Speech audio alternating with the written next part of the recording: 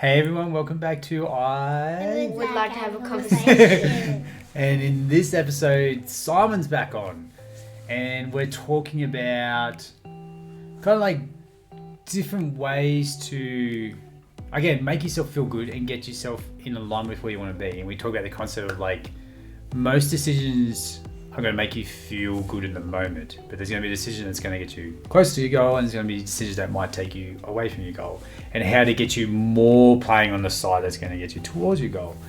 And then we started talking about like stuff in our past, like things we've done, challenges we've worked through, and how we had a good support system to make it work, and why getting an agreement in place with whenever you're trying to make a transformation is probably the most important thing. That was a lot of words, wasn't it? Yes.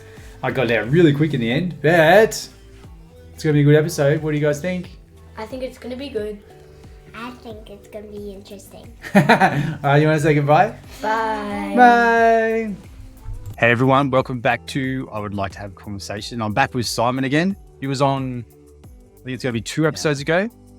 And we talked about this dam analogy, this idea of like, well, how about you just share the analogy again so it sort of gets people brought back into the idea, and then we're going to talk about have a discussion about the healthy habits that can kind of align with it. Absolutely.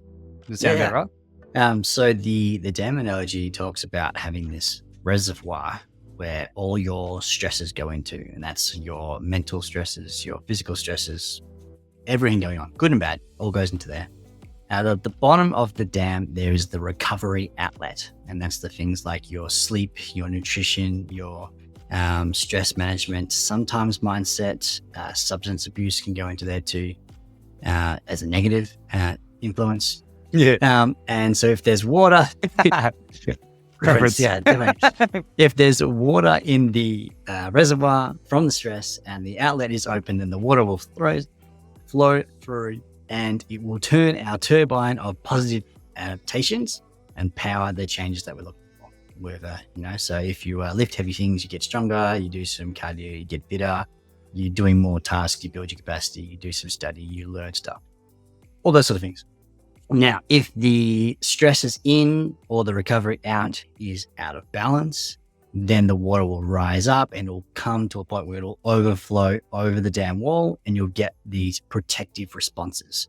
Things like pain, the motor system responses, so tension and spasm. You'll get some immune responses to inflammation, and you'll get some hormonal responses, which are like your stress hormones, fight, flight type responses. So that's the dam analogy that we talk about. Now, we mentioned in more detail last time. Yeah.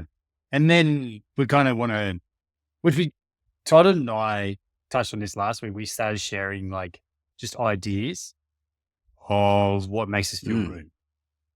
What are things in the moment that make us feel good that we can sort of switch back, which is good because this would be a good follow on from that. It's like, what kind of tools or resources or things people can put in place to help facilitate the changes they want to facilitate, I guess. Lack of a better word. Absolutely. Now, I'll preface with saying I'm doughy as I'm dosed up on antihistamines for hay fever. So my brain, it feels like I'm just banging against the wall at the moment. But I'll let you go first. What are some ideas, concepts? What do you want to touch on first? Well, I think it would be good to go through the general healthy habits. I think that creates a good foundation. It really sets up the recovery outlet well. And it's all the stuff that everyone knows we should be doing, but just don't. And then I think we could go through either the bumpers framework or the choice point. Both were good models to think about how to make those changes. All right. I had technical difficulties just then. So we've just come back and my microphone cut out. Everything went weird. So we're going to pick up where we left off, and we'll talk about the dam analogy. And then we started talking about bumpers and what'd you call it? The choice point. Yeah. Choice point. Do you want to describe the choice point like you just did to be off mic? Because I think that'd be good for people to understand. Yeah, the choice point is this framework from ACT, so acceptance and commitment therapy, and essentially helping you to make changes and decisions by looking at the point that you're at and going, okay, the decision that you're going to make Is it going to take you towards your true self, the things that you value, the ultimate goal, or is it going to take you away from those things? And I guess the important thing is that both directions are still serving the purpose of the need.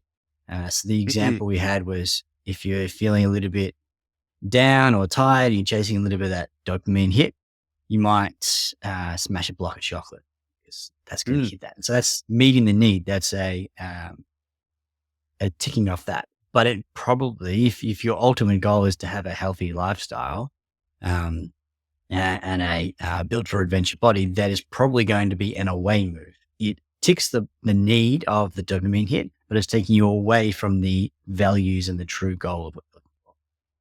And then we can go, okay, well, if that's the away move that you're doing, how can we then, what's a towards move? What still ticks off that need, the dopamine hit, but also takes you towards the true self, the values, the ultimate goal?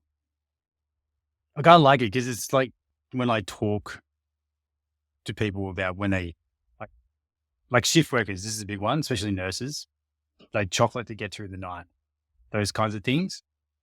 And they're hard to shake because there's like this deep rooted belief that it's keeping them alert to keep people alive, lack of a better word. Like they kind of get stuck. And a lot of people have like, if I don't have the glass of wine at the end of the day, I'll throw the kids out the window. All those kinds of things are like these deep rooted beliefs. And instead of like sort of removing it all together and just willpowering your way towards like a action that's going to take you closer to your goal, what I tend to work with, and the way I was taught to teach people was sort of like piggybacking. Have the thing, have a little bit less, but piggyback the one thing that we know it's going to be more beneficial. So you can have the quick hit and then you got the long-term win as well afterwards. I don't know if you do the same kind of thing. You know, I guess it's acknowledging that the behavior is a coping mechanism for whatever that need is. And so simply getting rid of it, the need is still going to be there. And so eventually your willpower is going to run out and you'll run back to it. So slowly changing over time or finding something that's more on the towards and less of the away. It doesn't have to be this full thing.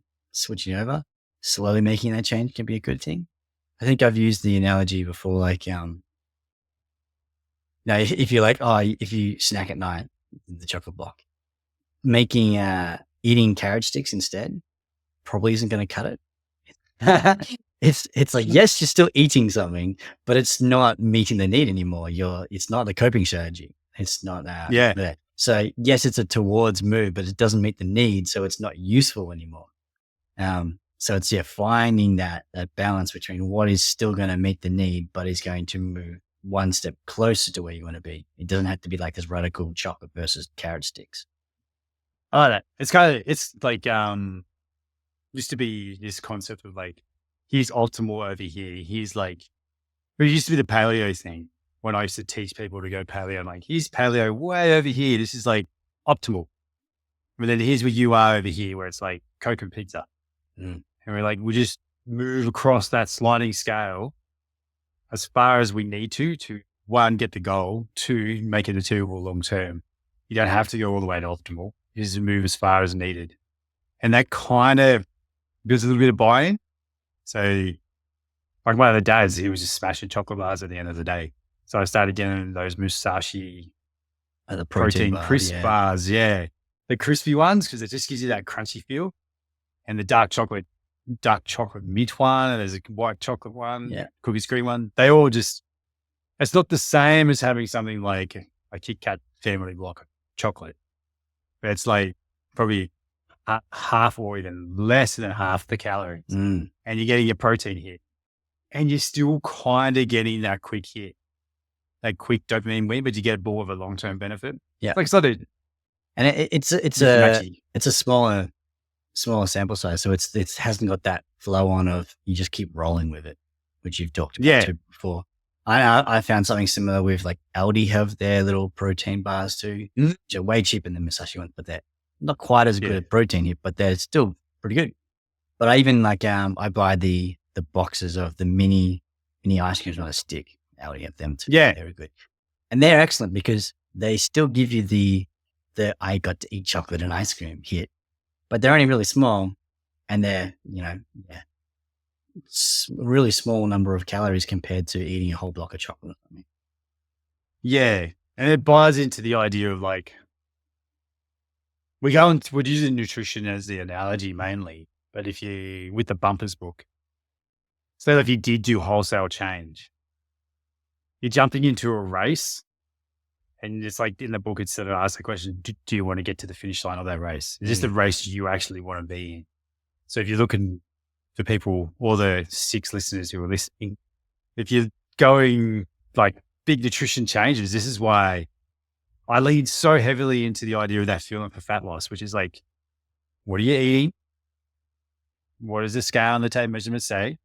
Make adjustment to what you're eating without changing the whole diet.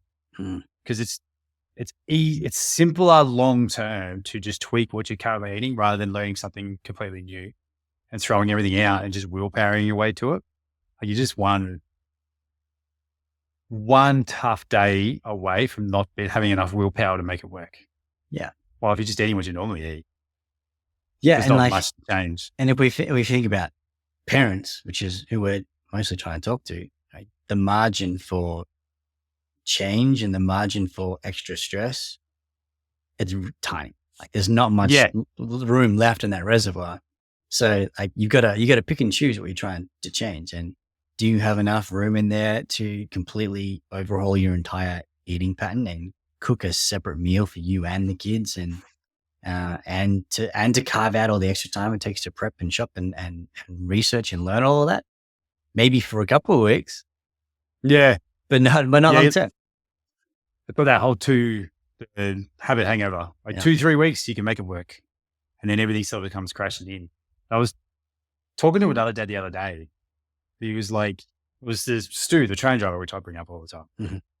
And I was talking about like training, like figuring out a way to want to buy into why training and fitness is going to be a good thing long term. And like, you got the reservoir, the dam analogy, and I use the stress cup analogy of like strength. The strength of your glass cup, like you are a glass cup. The amount of stress you can fit into it is how strong your cup is before it shatters. Like, if you work on strength, it has a thicker wall. The wall gets thicker and thicker and thicker the stronger you get. So there's less chance of it breaking. So they have those spillover effects, all that kind of stuff. So that's the strength part. And then the engine builder part, which is like building capacity, it builds a bigger cup, higher walls, more volume. You can handle even more of life's shit before you have that spillover effect. And the analogy of parents, I think it's kind of important. And kind of getting him to understand that, it's finally clicked. All this overwhelming stuff that he has. So he's got like very little capacity conditioning wise and very little capacity strength wise. So he's got very little fitness. Like, he's getting results, but he doesn't have a capacity to handle a lot of, like, lack of a better word, dysregulating stuff in his life. And we were talking about it, and he's finally bought into the idea of like, I need a bigger cup, and starting to work on those things within his capacity to gradually build the size of a cup that he can have, where the stuff that now kind of disrails him and ruins his day doesn't really do it anymore. It's just kind of like, it's just another day. It's so good. And it's about looking at the training like almost like an athlete. You don't have the resources and the time and the energy that an athlete's going to have, but an athlete trains so they can perform on game day. But for us, if you think about the everyday athlete, life is game day. Work with the kids, doing that's game day. And so you got to train so that you can do game day well and not be like wrecked and injured by the end of the game. I talk about that with tradies a lot. Like, those who are really physically active and they've got heavy workloads for work, they often think, I don't need to do exercise because I just did exercise at work. I'm like, that's fine, but you don't want work to be the workout, because you can't stop halfway through when you're like, I've hit my max point. Now it's the time to rest. No, you've still got work to do. You've still got to go through. And so you don't get those same benefits. You actually want work to be easy so you can do it all day, every day for the rest of your life because, hey, you actually have to. Yeah. It's kind of, yeah. Like I like that. There's another question I got like last week was like this guy asked about training for a Spartan beast. He's like, I just don't have motivation or will be able to do it. I was like, well, Do you actually the want to big do it? question, yeah, the big question was like, do you actually want to do it then? That's the main thing. I was like, it might be not your thing. But then I end up sort of plotting it out for him. And a big misconception I feel is that people think, like even the tradies, kind of, it sort of popped in my head where they have to destroy themselves. Like the workouts are the event. And someone was asking me about it and like, how, like you must train hard every day. I'm like, nah, not really. It's usually like 1 or 2 times a week. Big days, like Sunday, did the 22 Ks of running. It was a big day. It was all medium intensity, but the volume made it big. And then I'll have a strength day or a adventure ward day, which is really intense on purpose. Then the rest are all like stuff that, like Dan John says it, little or often no long haul. It's you're showing up, you're doing the work, but you don't push so hard that you can't come back and do it tomorrow. And that's a big trap I feel people fall into. It's a very Western way of thinking too. Yeah, like to flog yourself all the time. Yeah. When you get to like mid-30s, in the 40s, like I'll turn 40 next year, I'm more interested in being able to build as long a chain as I can get of just consistently training without injury or without burnout and just build the capacity to this level where I could just jump into whatever. And the only way to do that is to do the training in a way where it allows you to come back and go again. And that's where it stops using, I feel, it doesn't become like a willpower thing. You're kind of flowing through these workouts. It's more like a meditation-y kind of stuff. And then there's like the flip side of this, which you'd probably see this too. There's people who almost need that really hard, intense training because it's the only outlet they've got to release frustration. And it's kind of like them finding that balance, how much they can swing that way before they overflow their stress cup. So using that analogy of the cup, stress is stress. Well, you can take this a few different ways, but we'll go like the person who's got the problem that they're using their training to outlet the frustration, that can become a choice point again. So you can say, okay, I'm using my exercise, my training as my outlet. The need is outletting the frustration. Is it taking me towards or away from my ultimate goals? And if it means that you're overtraining and pushing yourself super hard, overflowing the cup every time, probably taking you away. Even though it's still meeting the need at the time, it's not getting to the ultimate goal. And so it's like, okay, what else, what other strategies could you use that meet the need of outlaying that frustration, but doing it in a way that takes you towards the goal? Yeah. It's kind of like when we talk about the free nature, bound nature, or the shadow hero stuff. Like if you're using training, which is I did for a very long time, use training for a regulator to get rid of like excess stress. So I would destroy myself to get a massive endorphin hit because it's like, hey, you just went through something really crazy. I want to make you feel good. The brain's going to try and make you feel good after something hella stressful. So it would do that for me. You're like, oh, that's great. But it's like a Band-Aid. Yeah. I tucked a Band-Aid on a massive gash in my leg.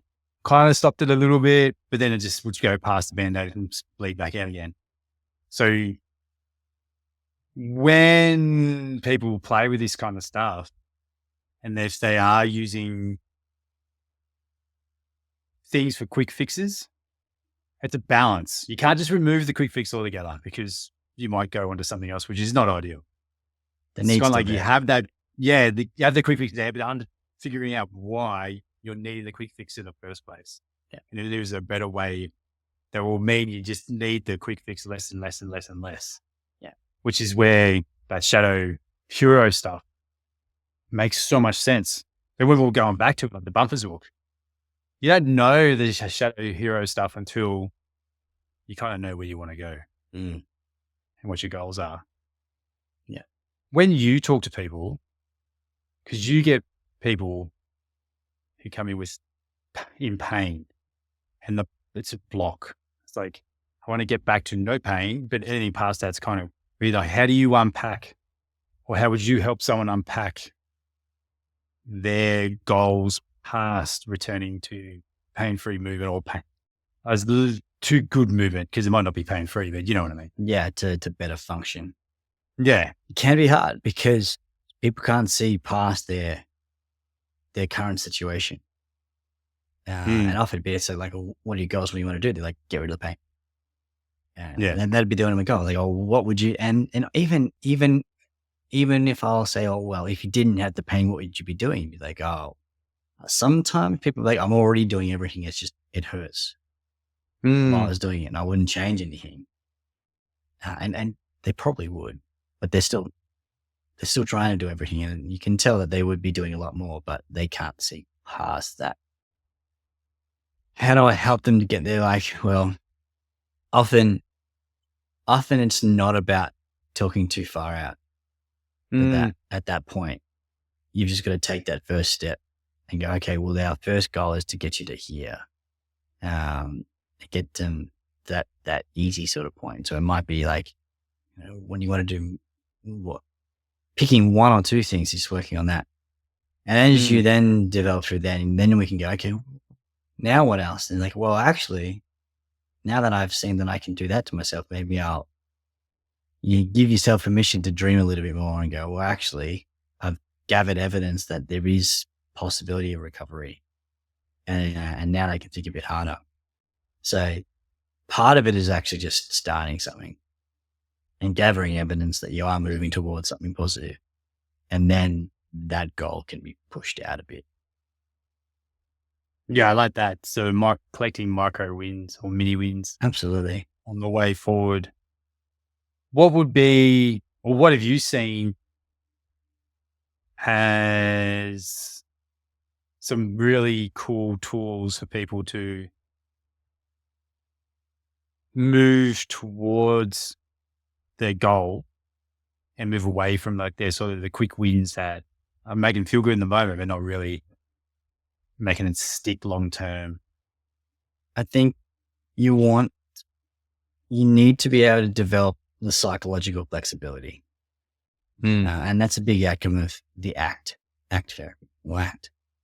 model and choice point, is trying to get that flexibility. And it's what we've been talking about earlier too, in terms of not going, I'm dead on the floor versus it's not worth it at all, but finding somewhere in between, or you're going, full paleo or pizza and chips, and there's nothing in between. It's knowing that everything is on a continuum, and that it's not about yes or no, but one step closer.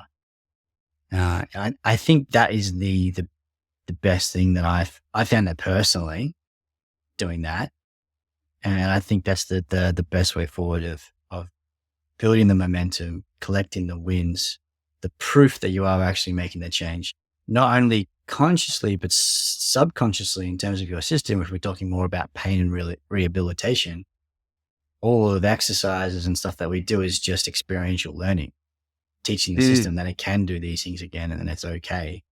And that has to be done one step at a time. You can't jump the queue and go to the end of the goal thing. So I think that is a really helpful model of stepping through that process. And knowing that there's no shortcuts and making those small changes. And if you are doing those quick fixes, knowing that you can't just remove them because that makes things worse. I found that professionally, if I do a PD or I'm reading an article and it says this thing doesn't work or this thing has a problem, and then I'll be like, that's what I've been doing. It says I can't do it anymore, or it's not they're not as good. And then I enter this sort of pit of, well, now what? It's this vacuum. I still have the need. I still have to treat people. But now I know the thing I was using to treat them doesn't work, or it wasn't as good, or it has these bad side effects, but I've got nothing to replace it with. I'll stress about it for a little bit, then probably go back to it and try to compartmentalize or block out the fact that I read this thing that wasn't so good. And then you continue on.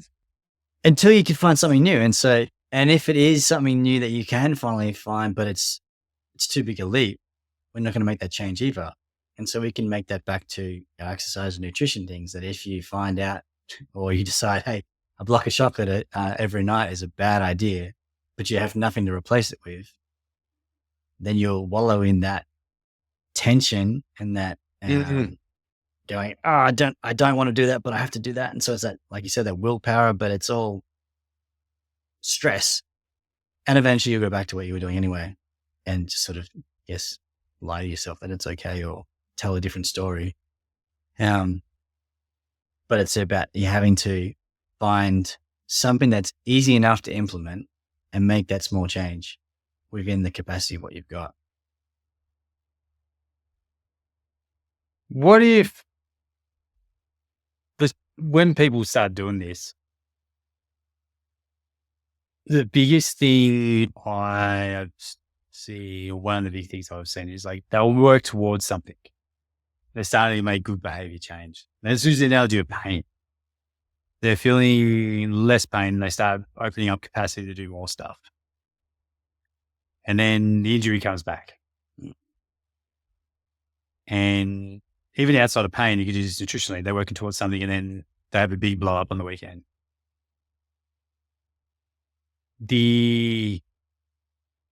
How do you help them to see that the work they've done will allow them to bounce back faster than they had before? Because the way I kind of look at it is like the more they practice this kind of stuff, and hiccups are going to come, like shit happens all the time. There is going to be a point where you're going to come up against a brick wall and you won't go past it.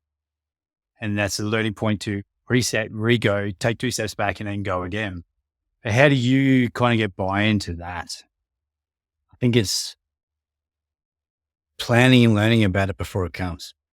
If you know it's coming, when it hits you, you're not surprised. You're not disappointed. You're not freaking out. So I will tell people, that, the pain is a message of protection. It's like a threat. The way that we get past this is we find that middle ground where we push a little bit into it so that things get better, but trying to not push too hard that it flares up. But inevitably, we will push too hard at one point or another, and we'll get a flare up. It doesn't necessarily mean you've caused more damage. So you haven't re-injured. That's another step again, but you'll have the same pain experience, and it may be just as bad as the original, but it's not because things are worse at a tissue level, which means you can do those same strategies you've done previously to help calm it down, and then we get back on track again. And so having that conversation before it happens and teaching them that, so that when they do get their flare up, like, okay, I'm having a flare up. Someone's already talked to me about this. We knew it was going to be coming. We've obviously just pushed a little bit too hard. It's not the end of the world. I haven't caused more damage. I can take it back. All right. What was the things I was doing 2 stages beforehand? We just repeat that and then off we go. And I think that's the same with nutrition and things. If you have a massive blow up weekend, it's sort of going, okay, we've had that. It's okay. We just go back to the previous step and we go again. And in some cases, it's almost easier because you don't necessarily have to change your whole system and calm it down. You just go, that was yesterday, new day, get back on the small wins and the habits again and get back on the track and then just keep going. Because you can't change the fact that you had that massive weekend. It's going to get worse if you try and balance it. It makes sense in your head when you're like, oh, okay, I went over by 1,000 calories over the weekend. So today I'm going to go under by 1,000 calories. It's not a good idea. Nah, at least it just adds up so much. And then eventually you start going bigger on the big days and you end up having like a full day of fasting, and it just causes it's like a punishment cycle. It's like, I'm going to punish myself the day after a massive binge because I ate too much. So I'm just not going to eat today. Yeah. Which, even though you might not be thinking it, it's what's playing out. It's sort of like being on a big pendulum or a ship that's rocking, and you rocket over one way, and then you have to go, I have to rocket over this way. And then it just creates the momentum. It goes bigger and bigger and bigger.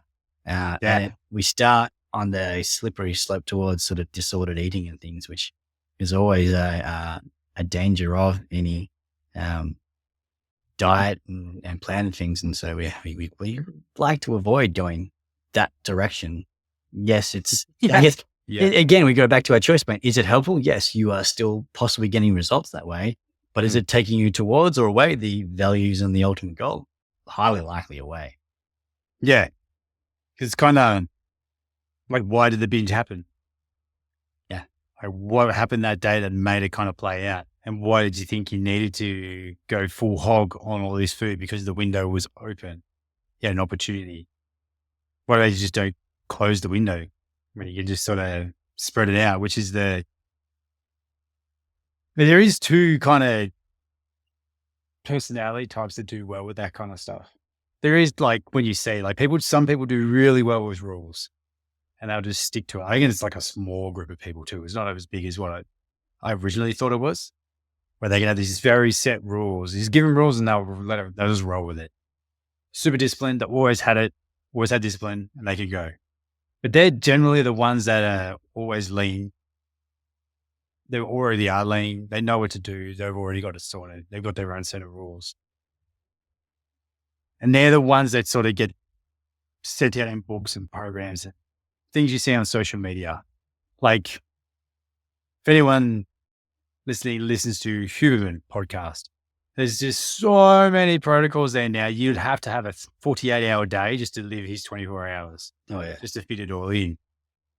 And those protocols work only if it can try to fit into your life. And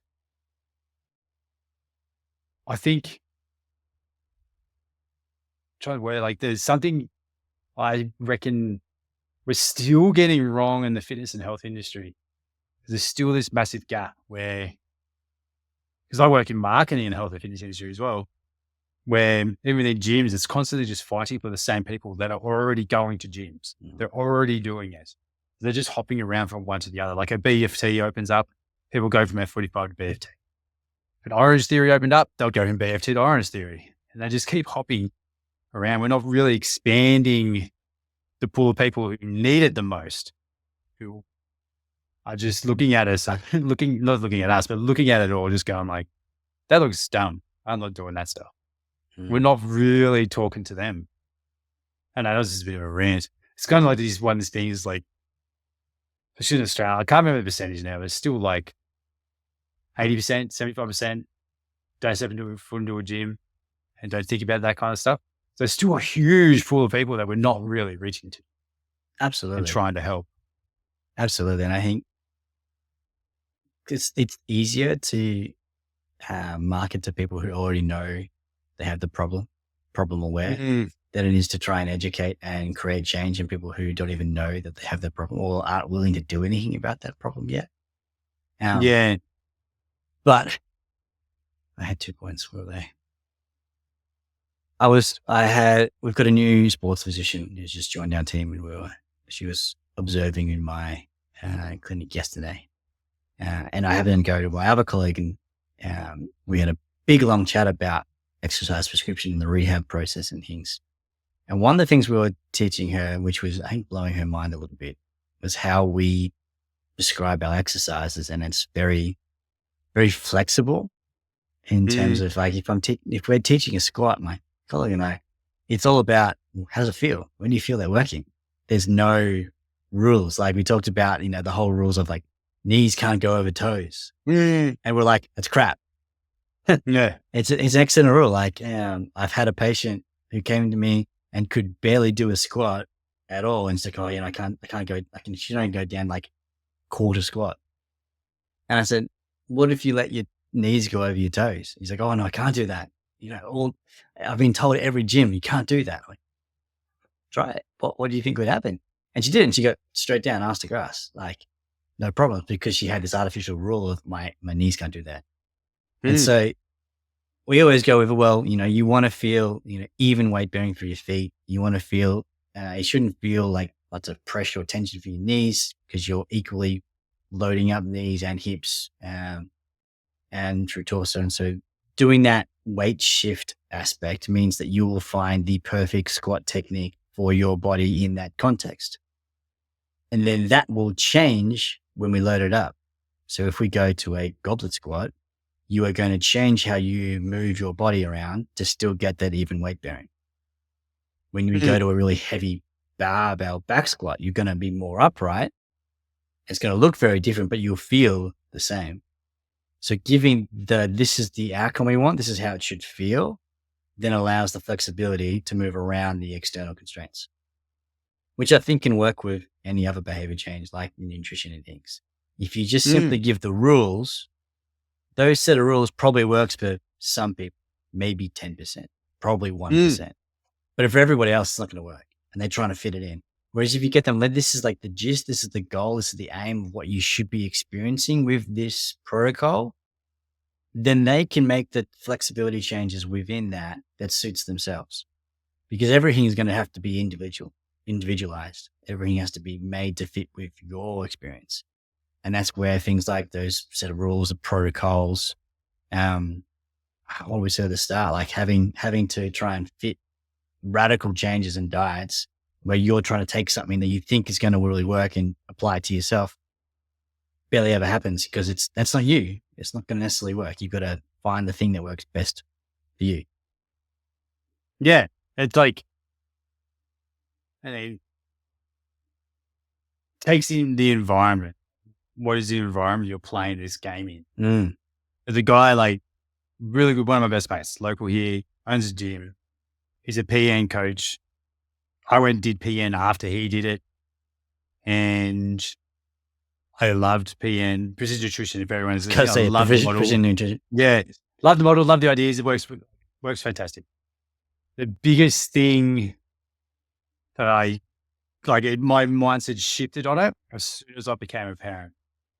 And I used to say, like, these things work. The kind of rules of like cleaning out your cupboard. It was all these things like cleaning out your pantry, clean out your fridge, throw out stuff that doesn't suit, all that kind of stuff, which is good rules and legit, like they work. But saying that to a parent, and this is one of the conversations I had, it was a parent who had a kid who was autistic, who would only eat beige foods. It's the only thing they would eat. And then any parent who has a kid who's got any kind of neurodiverse, they're using so much willpower to show up as a parent and stay regulated and all this kind of stuff. It's really hard to, one, you can't really throw that food out because that kid will starve. Two, it's really hard not to eat that food because it's just sitting there and it's easy to go. And you're constantly, you need better tools, but you are looking for things to make you feel good quickly so you can show up as best you can as a parent. So the PN rules, and I had this disagreement with my mate. It was a funny argument. And because he was like against calorie tracking. And I'm like, I get you. I know what you're saying. But in the context of a parent juggling a really tough difficulty, like eating issues with a child, calorie tracking is their only tool in that moment. That makes sense. It's the least amount of stress, least amount of friction to show up and get the work done.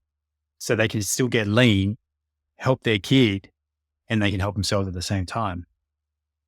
And that's why I kind of wanted to bring that up, because so many things that you will try and do will fail, and people listening might think that they're a failure. Where it's not. It's the system you tried doesn't suit your environment. And that's the biggest thing. Even with like pain prescription, going to see a physical therapist and the stuff you do there, you might try something that might not work. And it's cool. It's not that you're a failure unless you didn't do anything. But if you're doing stuff and you're doing the work and it didn't quite work, it's just the environment. We need to change something to suit the environment better. If it's your think the same sort of thing. Or I'm going to take it a step further and say that actually, even if you didn't do it, you're not a failure. Yeah. Because if you didn't do it, why didn't you do it? Did I just prescribe a whole heap of exercises without telling you how you could fit it in your day and other things? And so if you didn't do it, that's still on me in terms of helping you fit it in the lifestyle and make that change and fit it with the motivation things. But I think this is a really good point to also touch on privilege and the social determinants of health. Because when we talk about, when we're talking about behavior change and better lifestyles and nutrition, exercise stuff, for a lot of people, I think they come away with the idea that it's all on them. That if they are not doing those ideal things, they're the failure. They're the one that's not really working. But yet we know that the vast majority of your health is actually determined by all these things you have zero control over. That if you happen to live if you live in a regional rural area and you don't have access, there's no gym in nearby, there's no supermarket that has good fresh food that's cheap and easy to access, like that's going to change how you can do those behaviors. If you're in a inner city thing, the crime is really high and there's no like lighting stuff. Are you going to go out for a walk every night? Like, no. Like, so there's all this sort of stuff, your economic circumstances, your financial circumstances, where you live, your family context, like all these different things all go into how easy or difficult it is for you to actually achieve those things. I think Ben Carpenter is one that really talks about this really well, and talking about the things like he uses his own example of he looks super lean, really buff, and people are like, how do I get to look like you? And he'd be like, I have a fairly serious gastrointestinal disease, which means if I binge eat anything, I will violently throw up and have to be in the bathroom for hours. She's like, like a donut, not in the least like appealing to him, because he knows if he eats any of that stuff, he'll be sick for days. So for him, super easy to stay lean because he just simply can't eat the crap. And so that is for him a difference. He being a fitness influencer and a former fitness model, he gets money and gets paid to be able to keep doing exercise and doing those things. I know I've always found it way easier to keep my exercise and gym habits up when I worked at the gym. I was already there. It's super easy. I don't have to pay for the gym membership. Even when I was talking about my journey last episode, like I talk about, having kids and finishing uni study and stuff. In my physio course, I think there was six of us who were parents. I was the only one who actually graduated. Only one who finished. Now, it sounds like I'm amazing. Nothing to do with me. That's all my wife. She worked full time for that, looked after the kids, made sure that I could still study and look after, and we still could pay the bills and things. We've got my in-laws helped stacks of kids and do daycare and do that. So I've got a community around me that allowed me to do that. My wife and I are both professionally trained. So I was a teacher beforehand. So during uni, I could do casual teaching, which obviously pays really well compared to like hospitality or retail or something. So I could do a little bit of work in the holiday breaks and that would pay for everything during it. So I didn't have to work at all through things. My placement year was COVID. So we got JobKeeper. JobKeeper got me through my placement year. I didn't work a single day for that whole year of placement, but I had all my bills paid and stuff. Again, nothing to do with me getting through that. But when we tell the story, it's like, oh yeah, I did this. And everyone looks at me like, oh man, he's some superhuman guy who got through that. No, it's all these other environmental things that have nothing to do with me that I have no control over that made that journey easier for me than my colleagues who couldn't get through that. But they had different contexts and things. It was nothing to do with how good they were as a person. There's some you said in there, which I think is probably like really important to bring up in the environment sense. Partners, family, in the context of behavior change or changing the way moving towards a goal. Because what I ask when I talk to people originally is like, is this like a secret mission? Or your partner on board with this? Yeah, is your partner on board with this? And a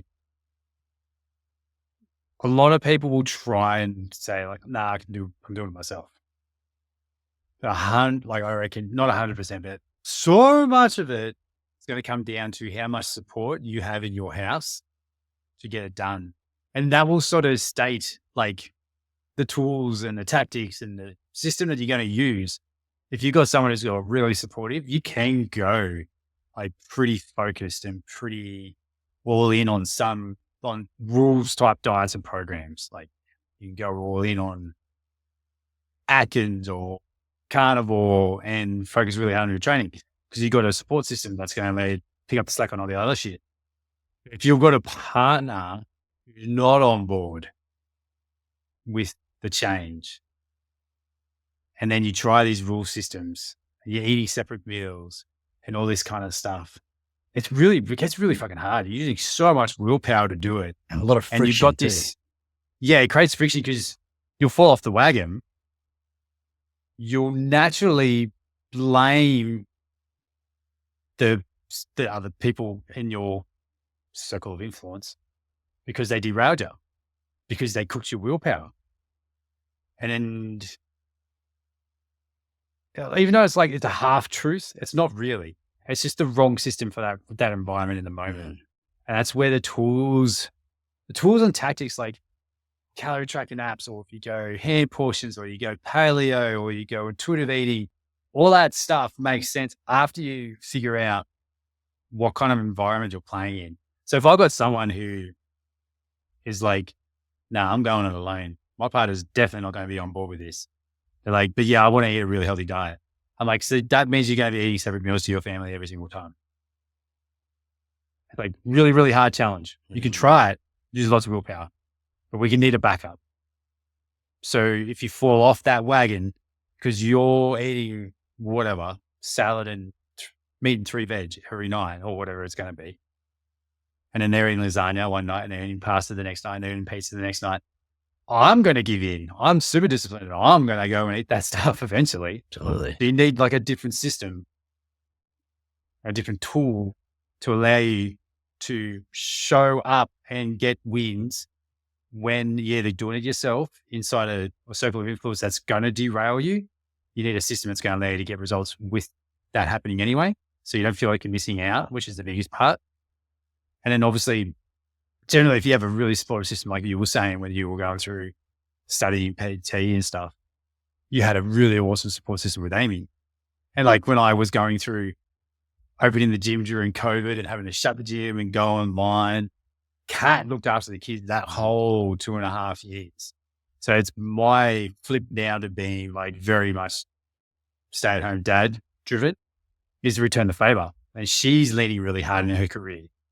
So those, like, we're lucky in the sense that we had partners that were all on board with whatever we wanted to do in that moment. Absolutely. It makes a massive difference. And I count my blessings often with that. I think too, like, it comes back to that flexibility in the continuum as well. Mm-hmm. I know you and I both follow that system of, we control breakfast and lunch because you're usually eating that separately anyway. But dinner is whatever the family's eating. And then if you're tracking it, then you know what bits, and that's all good. And so having that flexibility makes that work. The other part I think can come from partners that even if they are supportive, if they have the same goals, but they haven't quite got to that same point of action, you may get some kickback from them, not because they don't want you to succeed, but that you're shining the light on their part of the journey, that they're not there, or they're not doing anything about it, and now they feel guilty because you are, but they feel like they can't do anything yet. So that can be a difficult part of that as well. Yes. And it's like lots of conversations in those moments where it's kind of like, I do believe in like this show don't tell thing. Mm. Like I know what I've told Kat when I'm training well, eating well, all that, and feel really good. And she's like, I just feel like shit. I'm like, yeah, we're going to get you back in the training and stuff. It's just like, literally like, fuck off is literally the answer. Yeah. And then, so I stopped. It took me a while to get to that point. It's probably been the last 18 months, 2 years. I just stopped saying it. I'll just be like, yeah. And I get it. And I always say, I appreciate that you allow me to be a stay-at-home dad and do all this kind of stuff. Like, I still work 8 hours a day. It's just shifted. But the show don't tell thing is like, let them see the changes you're making without it impacting the family. That's the biggest thing. If you're making all these changes, but you're like away all the time and they want to do this stuff, but they can't because you're away all the time, that's a friction point straight away. Like that can, like, that's negotiations on the table and everyone gets even Stevens, that kind of shit. They can go do shut. That's cool. But it's kind of like when you're doing it and it's not really impacting anything they're doing, but you're just getting better and better and better, they naturally just kind of gravitate towards it. Yeah. And even with Kat, she started getting into trail running. Yeah, getting better. We're organising a 21K race. Well, just us two. I'm going to just run with her so she can feel it out locally on our mountain bike trails here. And she's never, like, for years, she was like, I'm not even going to run 5Ks. Yeah. And she's just gradually got into it from seeing how it can be done without it impacting the other stuff. It can be done. You can have fitness and family. You can have fitness, family, and career success. Absolutely. And I think there's two really key things I think you said there. One, that if you are leveraging the privilege you're getting from them to do the fitness work, there'll always be friction. Yeah. If they have to be home to look after kids while you're going to the gym every day, it's not going to, that's going to cause issue. Whereas if you can do it without leveraging that and do it in a way that they could still do it if they wanted to, rather than feeling like they're always propping you up, then it's going to be better. The second part is that when you go on a journey and you make those changes, it's really easy for you to then turn around to someone and go, oh, you just got to do this. But it's the thing that you're up to in your journey. But you're probably like 6 or 7 steps ahead of your partner. So it's the exact same scenario where you had, if you tried to go to the optimal rules-based thing that was way ahead of where you needed to be, it's always going to fail. But now you're trying to do that to your partner where you've got your point and you're trying to implement where you are and what you're doing onto them, but it's not where they're at. So it's never going to work. So it's about having to, I guess, learn the art of the coaching and take them through the same journey and help them to find their next step, not your next step. Yeah. And their race. And their like, what is their race? Yeah. Where they want to go in. Like, for years, I was trying to get Kat into Spartan races. It's not a thing that did not give. Like, she did one. It just does not do anything for her. But they're going out for a trail run. This 21K thing. She thinks it's 14, but it's 21. Hopefully she doesn't watch this podcast. I know that never heard of it. That's what I'm saying. Like she's going out 3 mornings a week, 2 mornings a week, 3 mornings a week, 2 with a friend that she leaves at like 4:30 and goes runs in the dark with her friend around Wodonga or they drive to each other, which is super brave of them anyway, running in the dark as females, even though there's 2 of them. Another privilege point. Yeah. Yeah. I'll bring up something on that too. Like, and then I go run for a run with her on the weekend. Elephant in the room is like, we're 2 dudes. Yeah. Talking about shit about our partners. Yeah. The irony is hard there. Mum guilt. We don't have, dads don't get mum guilt. We get a slight thing of dad guilt, but it's nothing at the level that mums get. So mums listening, we can't say we get it because we don't know it, but we see it because we can see it in our partners, and I understand it. But I'm not going to say like just do it anyway because it doesn't work. Yeah, but it's kind of like it's definitely a thing, and it's for Kat. What worked was finding the times of day where the mum guilt didn't kick in. So for her, it was these very, very early morning runs. Like I'm up doing coaching calls and stuff like with you. She was out on a run this morning and we caught up this morning. So those kinds of things is like, she's made an agreement with herself that she can get stuff done in the morning and she can be, when she is back from work later in that day, it's just mum mode. Yeah. And there's no guilt of her leaving again to go do whatever. Absolutely. That's worked for Kat. It's different for everybody, but that's the thing that's worked for Kat. For any of the mums that are listening that are throwing stones at their windows that are listening in the car because it's like, these dudes don't understand. Well, for Amy, like I always try to get her to come out of the garage and here, lift this kettlebell. Let's do deadlifts. Yeah. And like, I think we worked for a week or two. Yeah. But then it'd be like working out at home for her was like, because she just like I see everything that still needs to be done that hasn't done it. And so like you might do like one set of squats and like, but that washing needs to be folded or that needs to be cleaned over there or I need to do that. And so the thing that's really helped for her was jumping into the pre and then postnatal Pilates class and going to that after the kids are in bed. And now she's going to continue on because she's found that really helpful. There's an appointment, so she has to go and it's out of the house. So she's not thinking about what stuff that's going on. And it's when the kids are in bed. So again, it's not feeling that mum guilt where you should be doing something else. And that took a while to find that. And she's really enjoying that and getting a lot out of that in terms of helping with her aches and pains and things. Not necessarily from a rehab point of view, that's a whole other conversation, but just from a getting movement done, really helpful. You got to find the thing that works for you. And that's like we're coming up to end soon, but it's kind of, the message could be kind of like that. Like you might not want to hear it, but it is a little bit of experimentation. Yeah. And it's almost like throwing mud at the wall and seeing what sticks.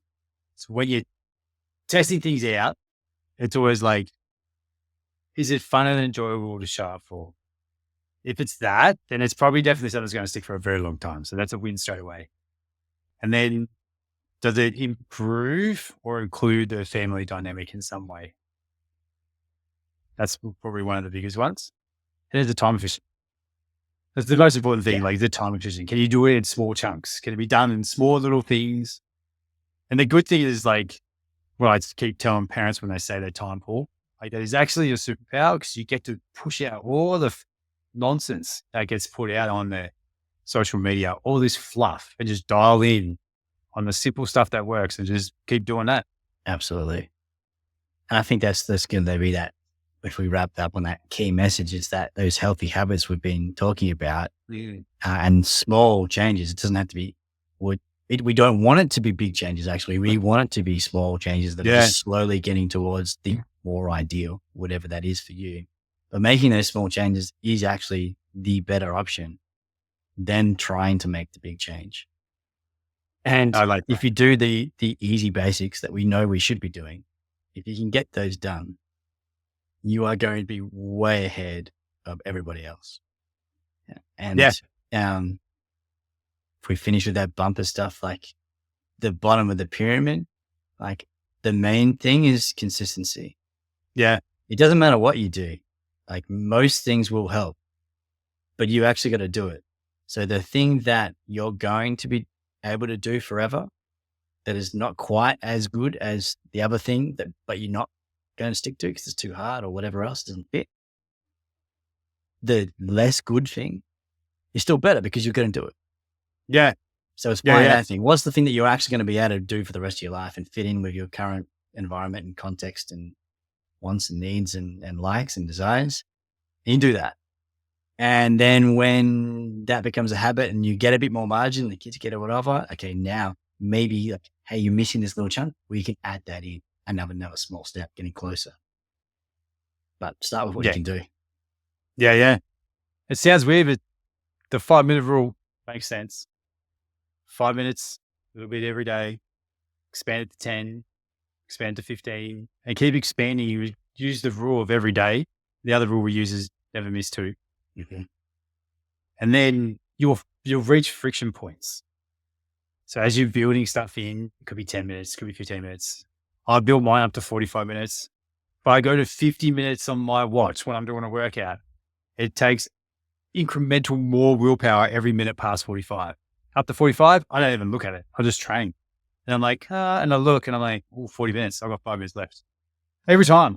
It's just subconscious. I built it up from 20 when I had younger kids. 20 minutes was my thing. So 5 minutes at a time. And this is what we do in the Build for Adventure Squad. And we do this with our clients that we work one-on-one with. Like, start with 5 minutes and learn how to get results with that. Because that way, you've always got your safety net. It catches you when you fall. On a red day, it gets really hard. stick to your safety nets consistently over the long term, and you'll get your goal. And everything above it is just gravy. It's all funsies after that. Yeah. If anything to get away from today, 5 minutes. Spend 5 minutes on the thing that you want to work towards every day. And that's it. It makes sure it's changed. Yeah. Anything you want to sign off with?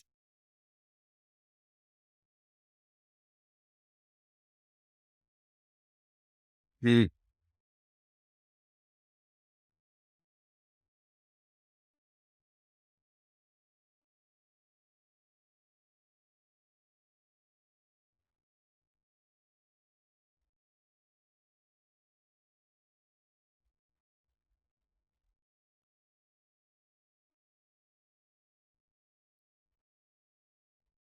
Yeah. Love it too. This is good. Thanks everyone for listening. Show notes and links and all that good stuff will be on the website. I don't know if they come through to the podcast channels or not, but it'll be all out everywhere.